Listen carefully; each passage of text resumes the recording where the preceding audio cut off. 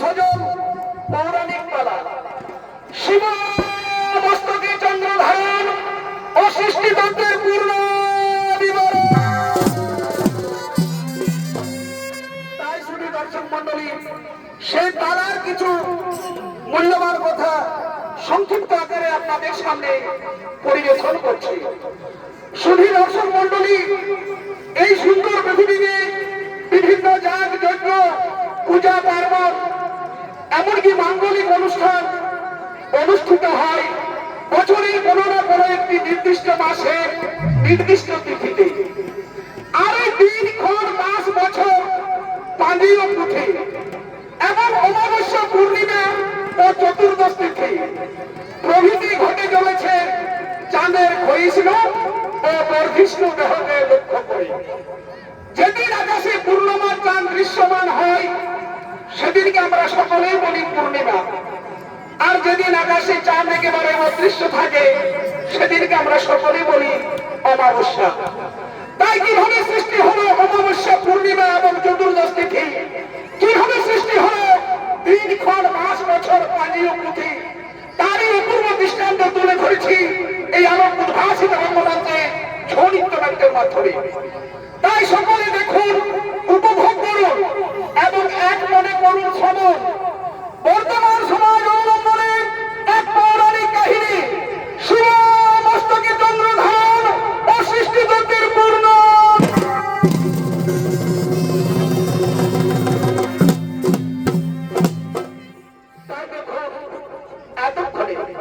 এতক্ষণে দেবগুরু বৃহস্পতি ও তার সহধর্মিনী তারাদেবী, দেবগুরু বৃহস্পতি ও তার সহধর্মিনী তারাদেবী আজ তারা মহানন্দে নিজ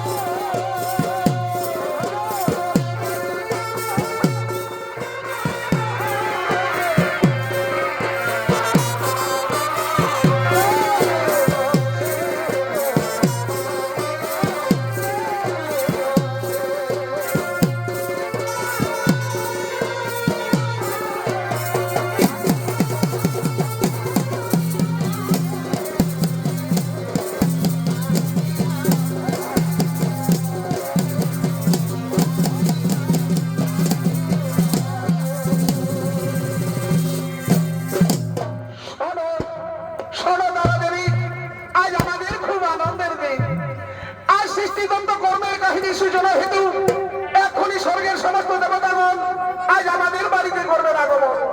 তাই অতিথি সবাই যেন কোনো না হয় ত্রুটি, সেদিকে দৃষ্টি রেখো সর্বক্ষণ। কেমন? স্বামী, এ তো অতি সৌভাগ্যের বিষয়। দেব সেবায় না হবে কোনো ত্রুটি, আমি অবশ্যই সেদিকে নজর রাখবো সব সময়। তার জন্য তুমি কোনো চিন্তা করো না স্বামী, তার জন্য তুমি কোনো চিন্তা করো না। তাই এতক্ষণে ব্রহ্মা বিষ্ণু মহেশ্বর সহ আজ স্বর্গের সমস্ত দেবগণ আজ দেবগুরু বৃহস্পতির বাড়িতে করছেন আগমন।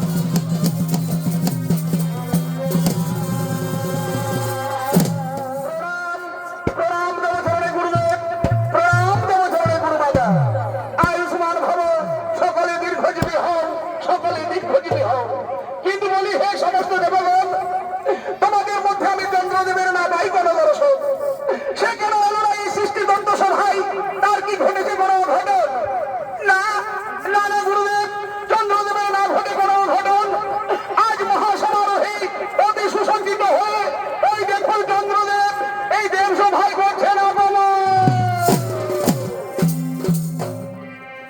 নমস্কার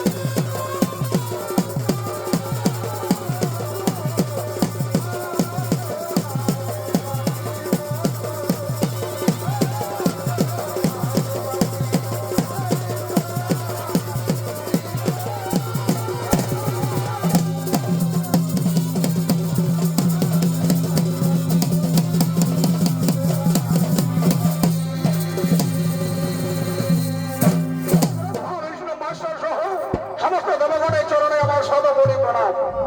বলি হে গুরুদেব, বলি হে গুরুদেব, হে গুরু মাতা, তব চরণে আমার সহস্র নিবেদন।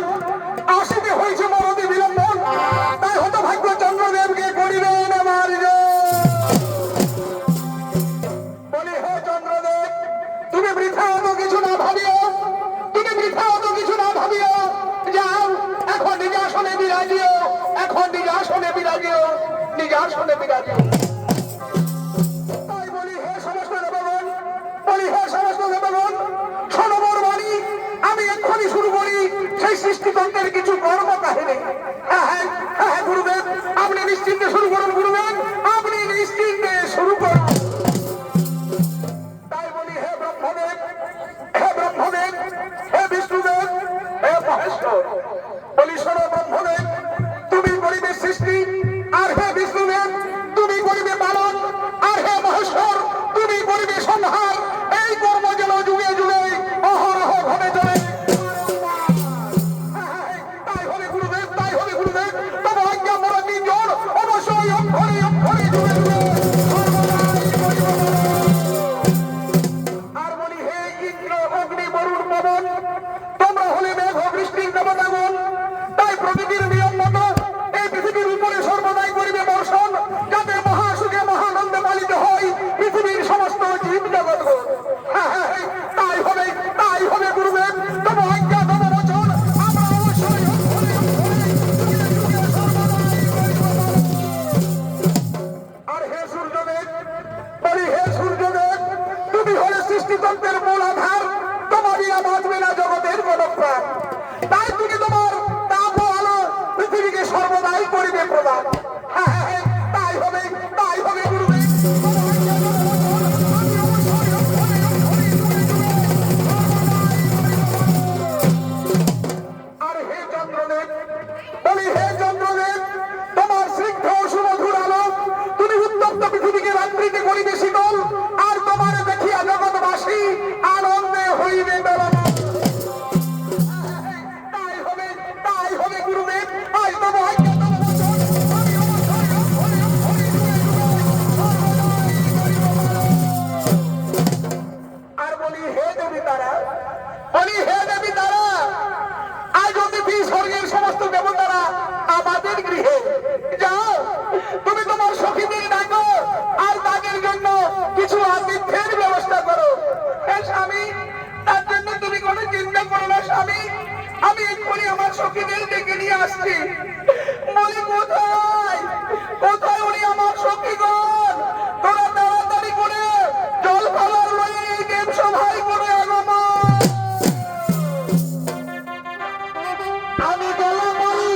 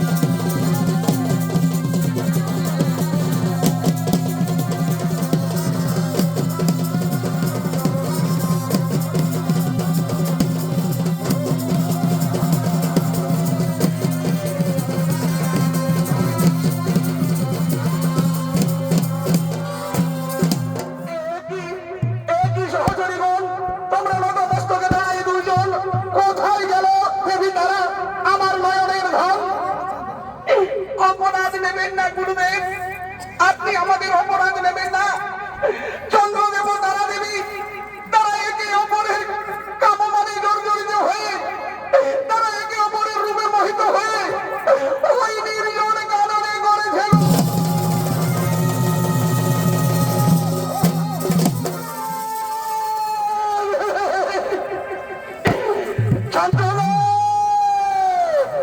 তোমার এত বড় স্পর্ধা, আজ তুমি গুরু মন্ত্রীকে হরণ করে আজ তুমি দেব সমাজের মুখে গালি করে যাবে।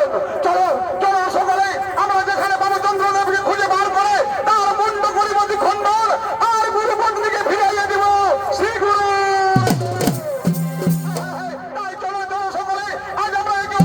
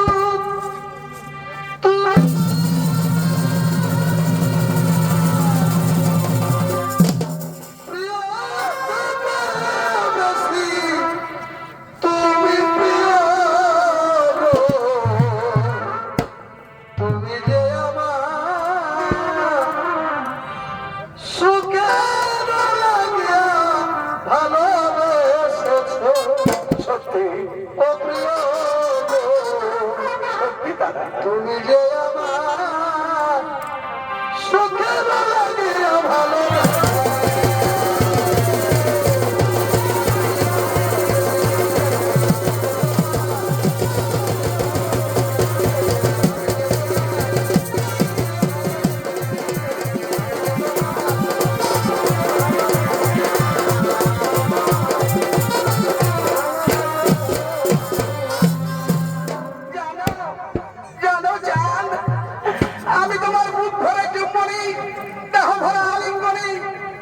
স্বর্গসুখ অনুভব করছি জান, আমি যে স্বর্গসুখ অনুভব করছি।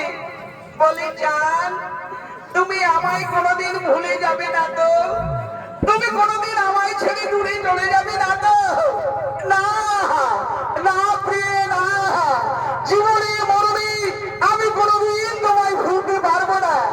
আর সারা পৃথিবী যদি একদিকে হয়ে যায় তবুও তোমার আমার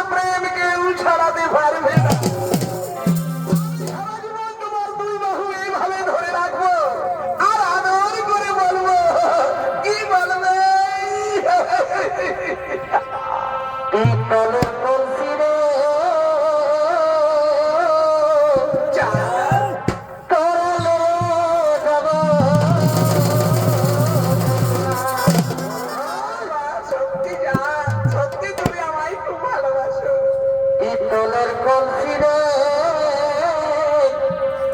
তোরে লয়ে যাব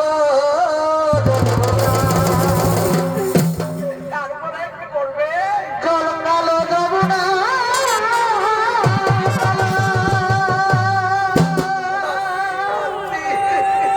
তাই তো তোরে বাঁচি ভালো জল কালো যাব না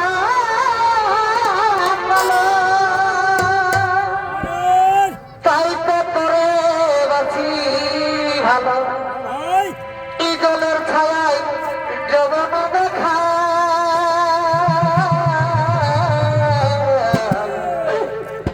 পিতলের কলসি রে তোরে লয়ে যাব যাব না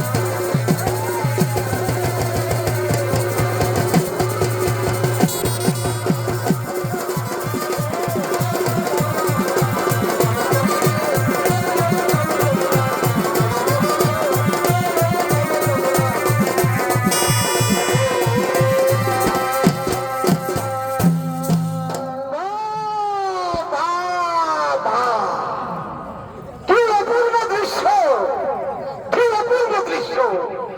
নির্লজ্জ বেহায়া, তোমার এতটুকু লজ্জা নেই?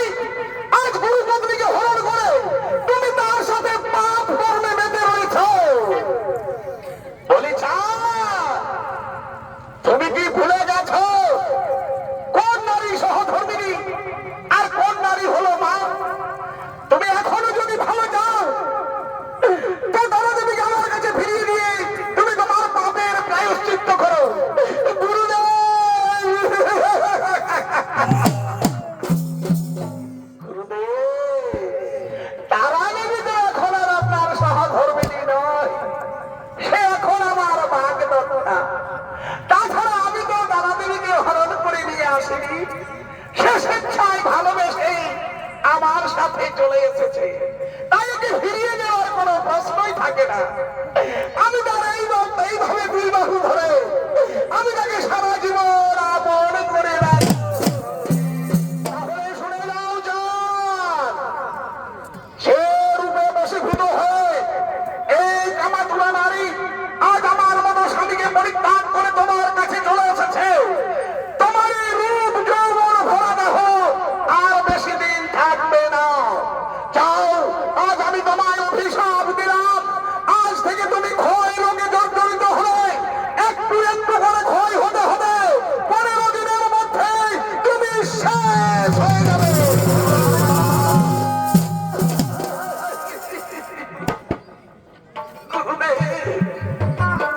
আজ সামান্য কারণে আমায় এত বড় অভিশাপ দেবেন না গুরুদেব।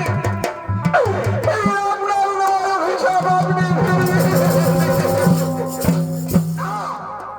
গুরু পত্নীকে হরণ করে তার সাথে পরকীয়ায় যুক্ত হয়ে তুমি যে পাপ কর্ম করেছ তার জন্য তোমার কোনো ক্ষমা নেই।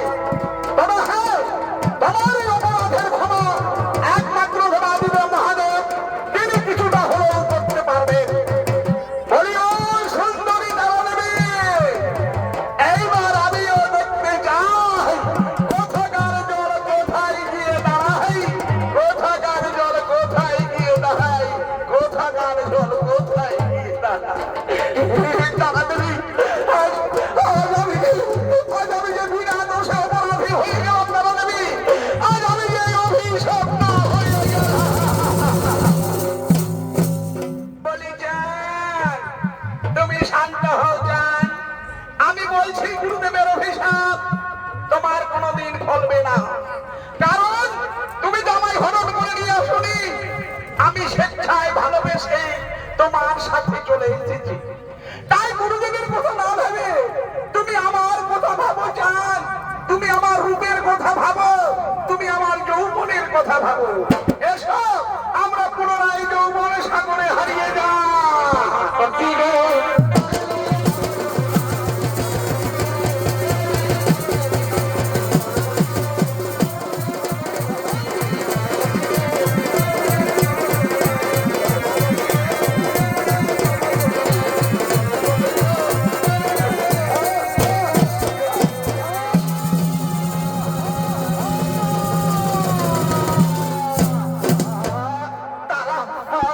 মহাদেবী, আমি আমি যে আর দাঁড়িয়ে থাকতে পারছি না, আমার হাত পা কেমন টলটল টলটল করছে, আমার মাথাটা কেন ঝিমঝিম করছে, আমি যেন সর্বশক্তি হারিয়ে যাচ্ছি। তবে তবে কি গুরুদেবের অভিশাপ আমায় ফলতে শুরু করছে? বলবেই তো, আমি আমি যে মহাদেবী আগামী গুরুপত্নীকে হরণ করে তার সাথে আমি পাপ কর্ম করছি। এসো এসো দাঁড়াবি, আমি আর দাঁড়িয়ে থাকতে পারছি না। তুমি তুমি আমায় একটু ধরো, তুমি শক্ত করে ধরো।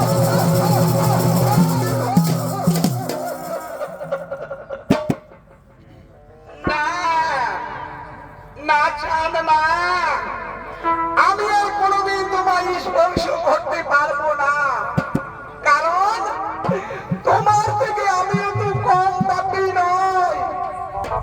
আজ আমি একজন স্বামী সুহাগিনী নারী হয়ে, আজ আমি দেবতাদের গুরুমাতা হয়ে, আজ আমি পরপুরুষের সাথে ঘর থেকে বেরিয়ে এসেছি। আমি ভেবেছিলাম জান তোমায় নিয়ে অনেক সুখী হবো, কিন্তু আমার সে ভুল আজ ভেঙে গেছি। নারীরা সুখী হয় তার প্রথম স্বামীর কাছে, যে স্বামী তাকে অগ্নি সাক্ষী রেখে সাতটা ঘুরিয়ে হাতে শাখা সিটাই সিঁদুর গলায় মালা দিয়ে তাকে বধূরূপে আপন করে দেয়। আমি চললাম চাঁদ আমার সেই প্রথম স্বামীর কাছে। সে আজ আমায় যতই লাঞ্ছনা করুক, যতই অপমান করুক, তবু সে আমার স্বামী, সে আমার স্বামী দেবতা। আমি চললাম।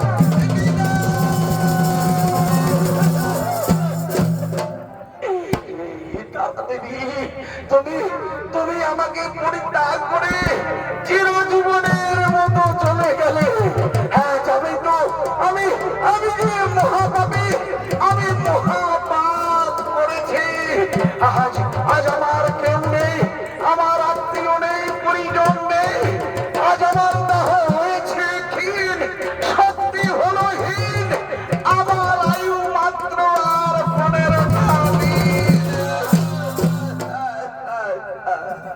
শুধু দর্শক মন্ডলী, এদিকে যখন চন্দ্রদেব দেবগুরু বৃহস্পতির অভিশাপে ক্ষয় রোগে জর্জরিত হয়ে সেই পুষ্প কাননে পড়ে রইল, অপরদিকে পুরাণ প্রমাণ অনুযায়ী চন্দ্রদেবের ছিল নাকি 27খানা রমণী, কিন্তু চন্দ্রদেব তাদের কোনোদিনই এতটুকু ভালোবাসত না।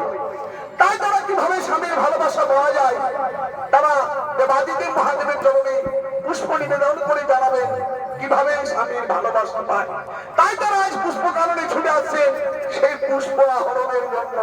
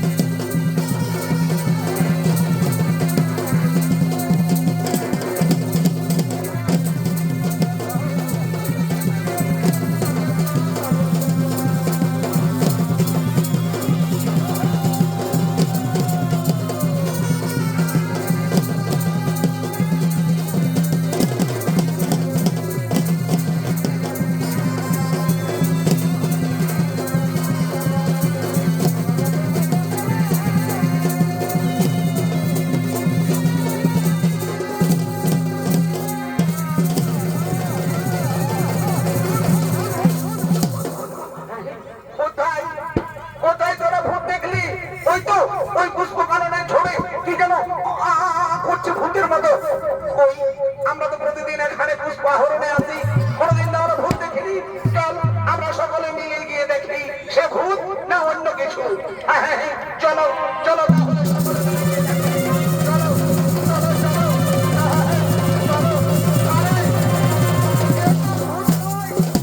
একেবারে আমসি হয়ে শুকিয়ে যাওয়া যেন এক মানুষের প্রতিচ্ছবি। আরে কে কেউ ভালো করে চেয়ে দেখ, ওর কপালে যেন চন্দ্র তিলক রয়েছে। তবে তবে কি তবে কি আমাদের, আরে এ তো আমাদের স্বামী চন্দ্র।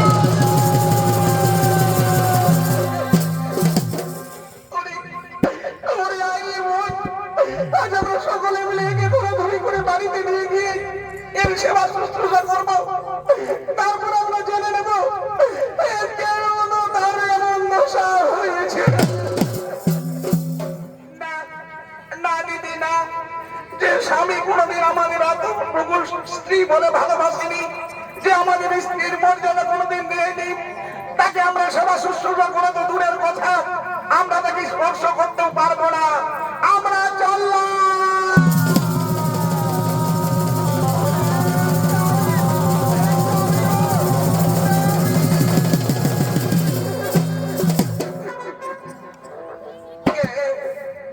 কে তুমি রমণী? আমি আমি তো তোমায় চিনতে পারছি না, বলো তুমি কে? ওগো স্বামী, তুমি আমায় চিনতে পারছি না, আমি যে তোমার সহধর্মিণী। বলো স্বামী, তোমার গায়ে এমন দশা হয়েছে, তুমি আমায় খুলে বলো। রোহিণী, তুমি এসেছো। আমি আমি যে মহা পাপ কর্ম করে ফেলেছি রোহিণী। আমি গুরুদেবের সহধর্মিণী তারা দেবীকে হরণ করে আমি তার সাথে পাপ কর্ম করেছি। তাই গুরুদেব অগ্নি শর্মা হয়ে আমায় অভিশাপ দিয়েছে। একটু একটু করে ক্ষয় হতে হতে আমি 15 দিনের মধ্যে এসে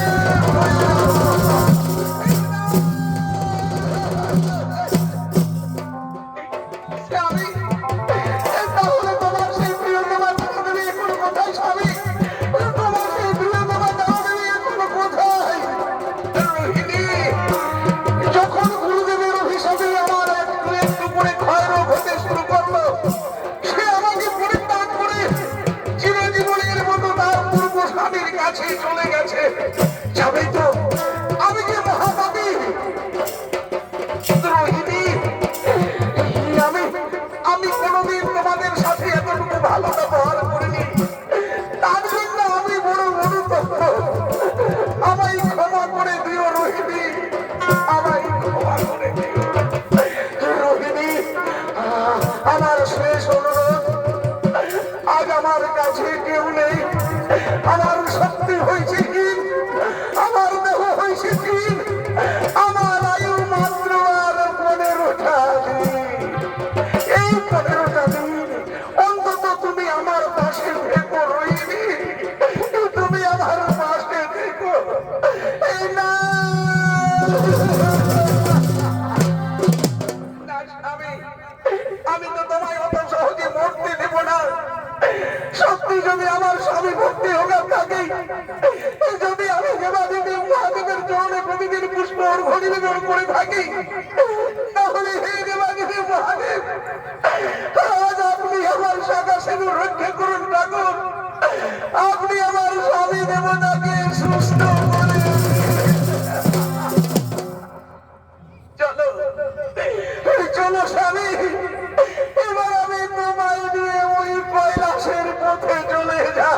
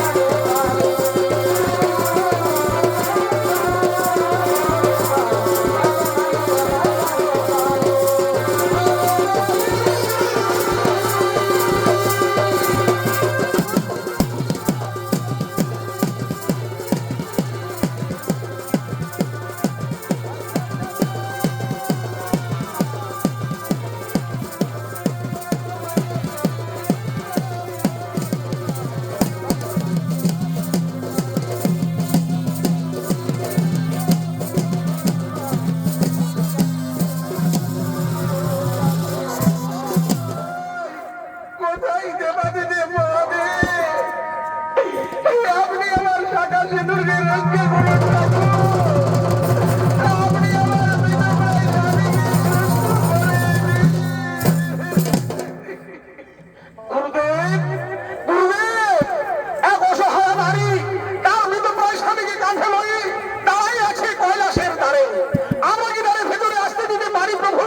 আমরা কি দ্বারে ভেতরে আসতে দিতে পারি? কি বললে, কি বললে মন্দি, কি বললে ভৃঙ্গি?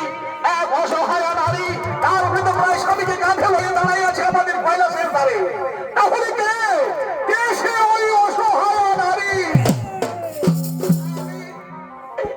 আমি গুরুদেব, আমি চন্দ্রদেবের সহধর্মিণী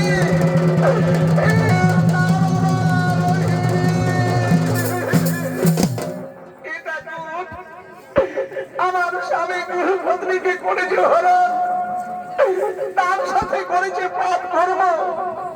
তাই গুরুদেবের অভিশাপে 15 দিনের ক্ষয় রোগের হইবে মরণ। অভিশাপ পূর্ণ হতে মাত্র আর একটা দিন বাকি আছে। আপনি আমার স্বামীকে রক্ষা করুন ঠাকুর, আমার শাখা সিঁদুরকে রক্ষা করুন। হে রোহিণী, হে রোহিণী, আমি তোমার স্বামীকে রক্ষা করতে পারবো, কিন্তু আমি তো তাকে সুস্থ করতে পারবো না। তুমি এক কাজ করো রোহিণী, তোমার এই মৃতপ্রায় স্বামীকে তুমি আমার জন্য ধরা মস্তকে করো স্থাপন। বেশ, তাই হবে ঠাকুর। আজ আমার এই মৃতপ্রায় স্বামীকে তোমার জন্য ধরা মস্তকে করে না। এই দেখো, এই দেখো রোহিণী, আজ থেকে আর তোমার কোনো ভয় নেই। তোমার স্বামী যেমন আছে সে তেমনি থাকবে। 15 দিন কেন, 15 বছর পরও সে একই রকম থাকবে। যাও, যাও রোহিণী, তুমি এবার দেবগুরু বৃহস্পতির কাছে যাও, তার কাছে তুমি জেনে এসো কিভাবে তোমার স্বামী তার অভিশাপ থেকে মুক্তি পাবে। বেশ, তাই হবে ঠাকুর। আপনার কথা মতো আমি এখন দেবগুরুর কাছে চলে যাব। এসো, এসো হে নন্দী, এসো হে ভিন্দি, আমরা রোহিণী দেবীকে কিছুটা পথ এগিয়ে দিয়ে আসি।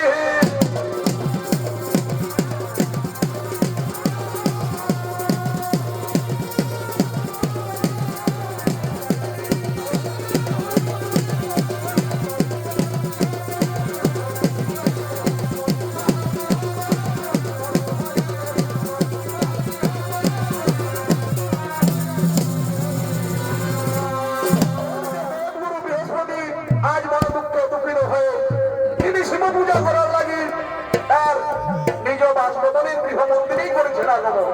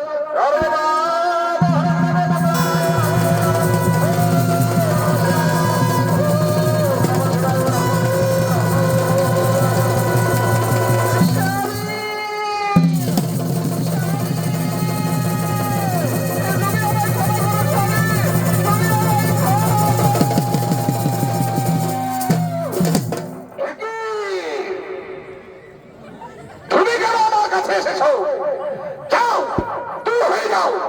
তোমার মতো কলঙ্কিনীর মুখ আমি আর দেখতে চাই না। না, তুমি তো আমার অগ্নি সাক্ষী করে বিয়ে করার স্বামী, তুমি তো আমার স্বামী দেবতা।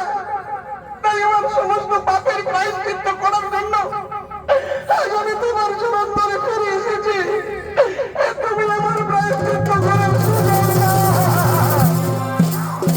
হয়ে যাও, হয়ে যাও, নইলে এক্ষুনি আমি তোকে মারো, মারো স্বামী, তুমি আমায় যত ধরো মারো, তুমি আমার পাপের ক্ষমা ঘুরিয়ে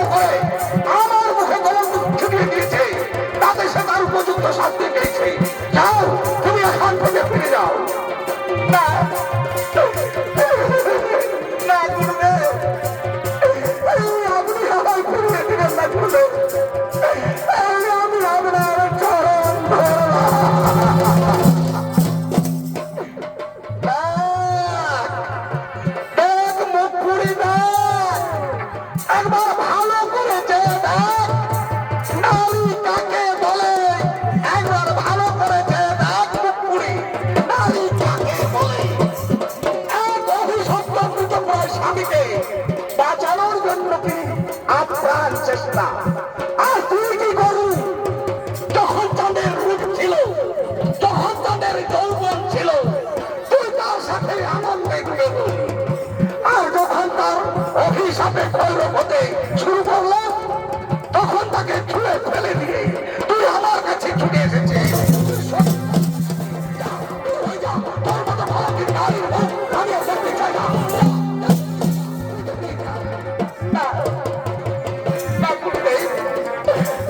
আপনি আমার স্বামীর মুক্তির উপায় বলে দিন। আপনি আমার স্বামীর মুক্তির উপায় বলবেন।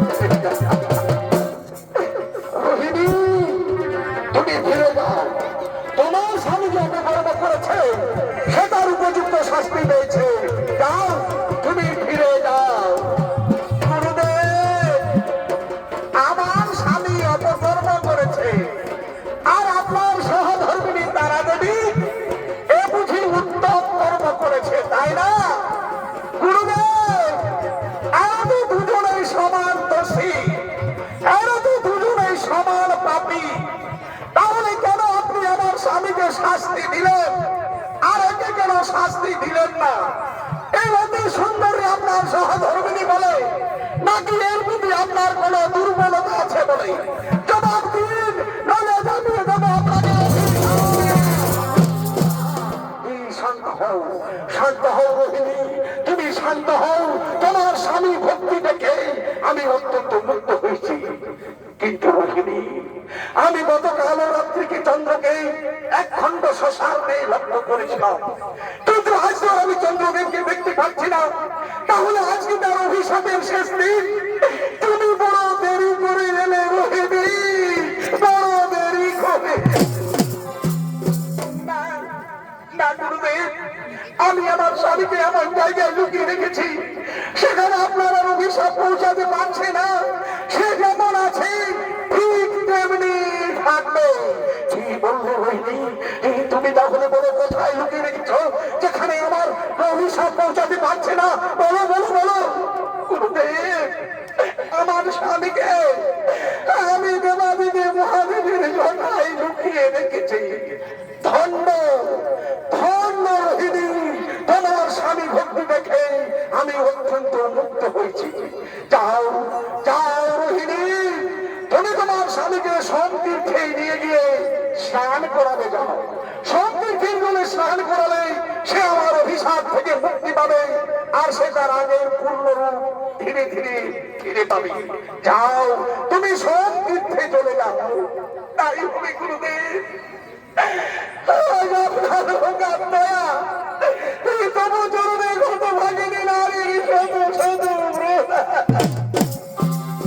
আমি আসি গুরুদেব, আমি আমার ভিতরে স্বামীকে সত্যি চলে গেল। আমি সত্যি চলে গেল। আমি দেখলি দেখলি হতো ছাড়ি নারী কাকে বলে দেখলি? হ্যাঁ, শুধু রূপেই নারীর আসল পরিচয় নয়, তার মধ্যে শ্রদ্ধা, ভক্তি, মায়া, মমতা থাকতে হয়। কিন্তু তুই তো তা করলি না। আজ আজ আমি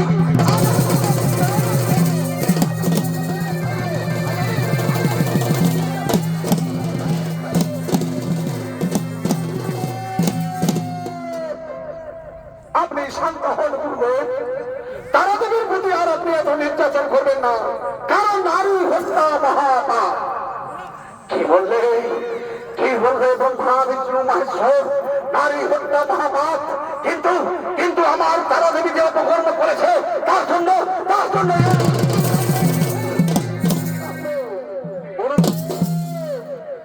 আপনি শান্ত হন। আপনি ভেবে দেখুন, তারাদেবী যে অপকর্ম করেছে, যেহেতু আমরা সৃষ্টিতন্ত্রের মধ্যে আছি, তাই তারাদেবীর অপকর্ম হয়তো কোন সৃষ্টিতন্ত্রের মধ্যেই পড়বে। কি বললে ব্রহ্মা, কি বললে বিষ্ণু, কি বললে মহেশ্বর? তারাদেবী যে অপকর্ম করেছে সেটা হয়তো কোন সৃষ্টিতন্ত্রের মধ্যেই পড়বে। কিন্তু কিন্তু আমার তারাদেবী যে চন্দ্রদেবের সাথে পালিয়ে গিয়েছিল, এটা তো অতি সত্য ঘটনা, এটা তো অতি সত্য।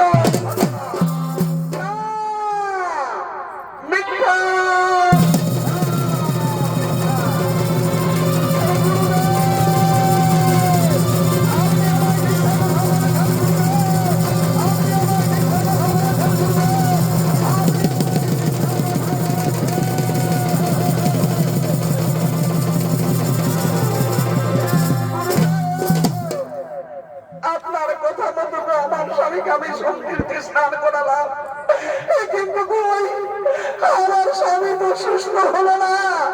সে তার আগের রূপ যখন এখনো ফিরে বলুন গুরুদেব, কেন কেন আপনি আমায় মিথ্যা কথা বলেন? রোহিণী, তোমার এই প্রশ্নের জবাব তো আমি দিতে পারবো না।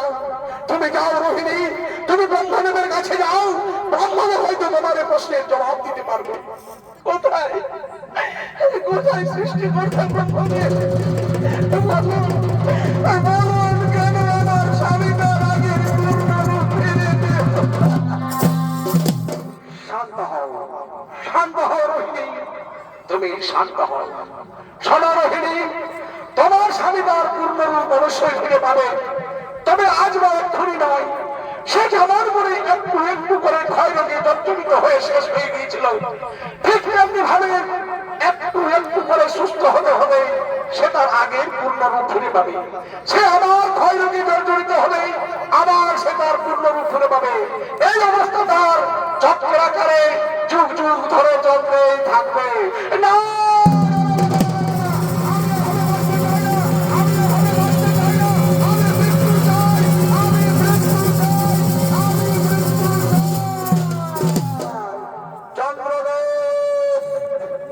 তুমি শান্ত হও চন্দ্রদেব, তুমি শান্ত হও। এ তোমার হিসাব নয়, এ হলো নিয়তির খেলা। আজ তোমাকে কেন্দ্র করে শুরু হলো নতুন নতুন সৃষ্টিতত্ত্ব। তুমি এক মনে শোনো সেই কথাগুলো। বলুন বলুন ব্রহ্মদেব, আপনি নিশ্চিন্তে বলুন। বলি হে চন্দ্রদেব, যেদিন তোমার সহধর্মিনী তোমাকে মহাদেবের জটায় লুকিয়ে রেখেছিল, সেদিন সারা জগৎ কেউ তোমায় দেখতে পেল না, সারা নিশি ঘোর অন্ধকারে ঢেকে রইল। সেদিন এক নতুন তিথির সৃষ্টি হলো, যার নাম হলো অমাবস্যা। আর তোমার সহধর্মিনী রোহিণী তোমায় সংতীর্থের জলে স্নান করাবার পর তুমি একটু একটু করে সুস্থ হতে লাগবে। এইভাবে সুস্থ হতে হতে যেদিন তুমি তোমার পূর্ণরূপ পুনরায় ফিরে পাবে, সেদিন আরেক তিথির সৃষ্টি হবে, যার নাম হবে পূর্ণিমা। এইভাবে পূর্ণিমা থেকে অমাবস্যা ক্ষয়িত হওয়ার 14টা দিন সৃষ্টি হবে এক একটা তিথি, যার নাম হবে চতুর্দশ তিথি।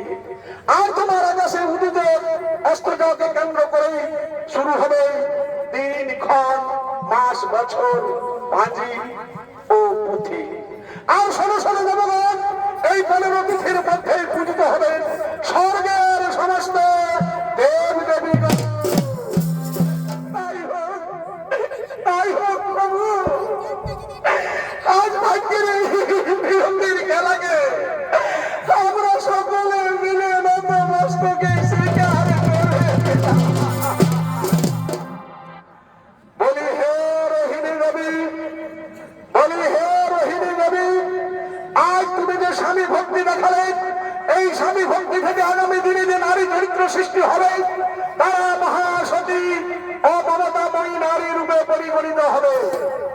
আর হে দেবী তারা, তোমার এই স্বামী সঙ্গ পরিত্যাগ করা থেকে আগামী দিনে যে নারী চরিত্র সৃষ্টি হবে, তারা সতী ও কলঙ্কিনী রূপে যুগে যুগে আখ্যা পাবে। তাই হবে, তাই হবে গুরুদেব, তাই হবে। আজ থেকে জগতের মানুষ অমাবস্যা, পূর্ণিমা, চতুর্দশ তিথিকে সঙ্গী করে কাটাবে তাদের সমস্ত জীবন। তারা চন্দ্র, তারা রোহিণীকে করবে যুগে যুগে স্মরণ। শিব মস্তকে চন্দ্র ধারণ ও সৃষ্টিতত্ত্বের পূর্ণ